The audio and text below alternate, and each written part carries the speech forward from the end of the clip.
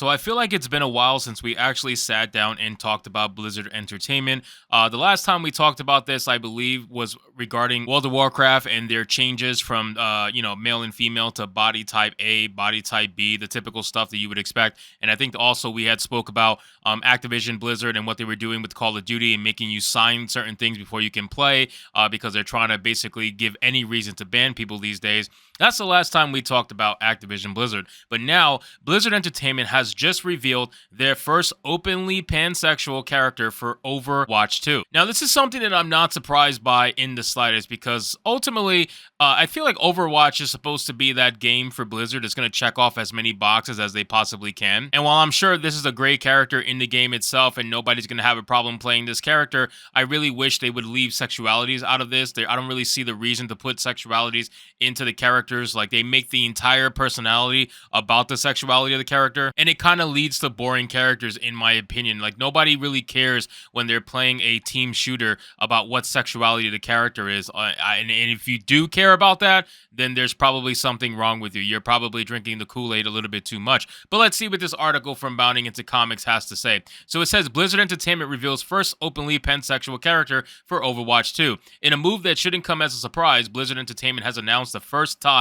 an openly pansexual hero, Lifeweaver, for Overwatch 2. The first Overwatch 2 hero from Thailand, Blizzard Entertainment states Lifeweaver is characterized by his love and respect for nature, as well as his advanced BioLite technology. This groundbreaking technology is woven throughout his abilities, and it plays a pivotal role in the healing and utility aspects of his kit. In short, he is a healer that can shoot allies with healing energy, or pepper foes with shots and create a floating platform allies can stand on. He can also pull allies closer to himself while shielding them, heal himself while dashing, drop health pickups on death, and has an ultimate that creates an area where nearby allies are healed over time. Sounds like a cool kit, and I wish it was tied to a character that didn't have their sexuality on grand display. But again, this is Blizzard Entertainment. The reason why Blizzard Entertainment is even doing this in the first place is because they were caught under so many scandals in the last few years that they've been trying to bury them. They've been trying to bury the scandals in the news cycle, and they're trying to create all this buzz about inclusivity, diversity, and all this stuff,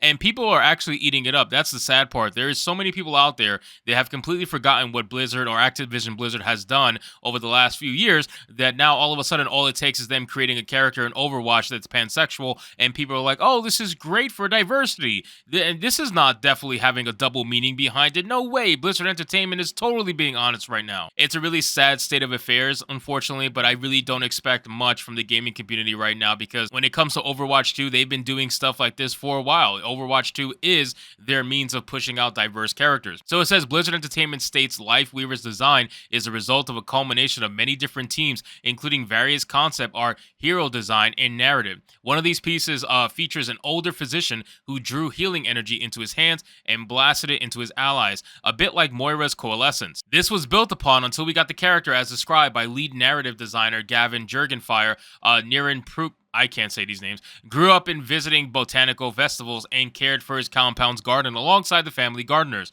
His family sought to rein in this free spirit by sending him to Vishkar Corporation's prestigious academy where he would meet Symmetra. Lifeweaver fled and was hunted by Vishkar's lawyers and other more dangerous forces. Along with being described as confident, brilliant, warm, and witty, Jurgenfires explains, we aimed for players to feel comfortable and supported around him, to feel included in the circle he's creating and learning how he sees the world. The fact that there's people out there that need to see themselves in Overwatch it says a lot about where we are as a society right now, and I get it. People are going to be like, oh, it's a fictional character, it doesn't matter, but ultimately we know why they do this stuff, okay? You can say this shit doesn't matter when it comes to people criticizing it, but then you can't say it matters when it comes to talking about the importance of diversity and showcasing it on screen. So either it matters or it doesn't matter, but according to these people, it only matters when it benefits them, but when people criticize it, suddenly it's a fictional character and it doesn't matter and you need to get over it. That's the same answer that they give every single time people criticize this stuff, and you're not allowed to criticize it, because if you do, you're a bigot.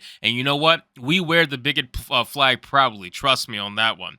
So it says, unremarkably and in fairly predictable fashion, Blizzard has introduced Lifeweaver as pansexual, almost reducing this new character to his sexuality from the get-go. We're also excited because he's an openly pansexual character, Jurgenfire reveals, and you'll see this reflected in his voice lines, conversations animations, and other content. Lifeweaver is described by lead character concept artist Daryl Tan as a beautiful character who also endeavors to find beauty in the rest of the world. Returning to Blizzard Entertainment's blog post, they describe him as cool, confident, and has the best intentions for anyone he encounters. The character, being Ty, was born of senior technical artist Taki pitching many Ty skin ideas for Lifeweaver's design. Lifeweaver was also designed to be an accessible support hero who is viable in many different scenarios and skill levels. This includes his Healing Blossom ability being soft target based, as Blizzard Entertainment felt this ability enables players across the board to find value in his kit and playstyle. The fact that they even have to come out and showcase or even say what the sexuality of the character is in a team-based shooter, it just makes you wonder where their mind is when it comes to these characters, right? Like, I can understand trying to showcase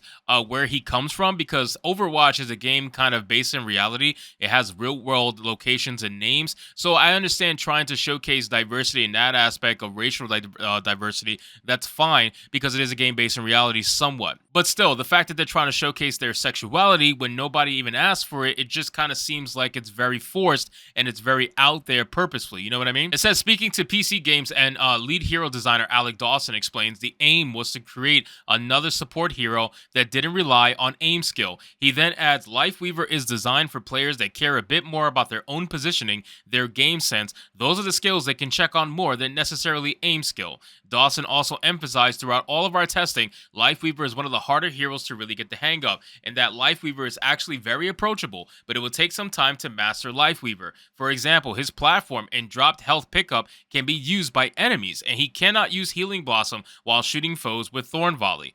Lifeweaver will be launching on April 11th, coinciding with the start of Season 4, and even close to the Thai New Year, Songrin April 13th, players can unlock him instantly with a premium battle pass or test him in a training room.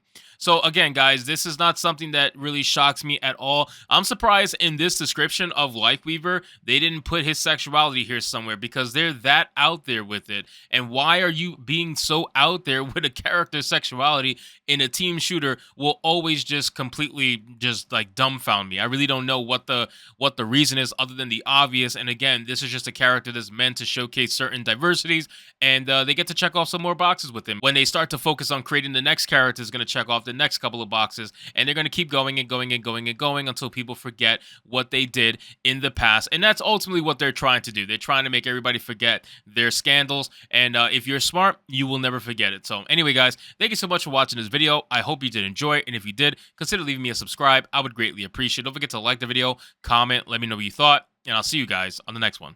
Hypnotic out.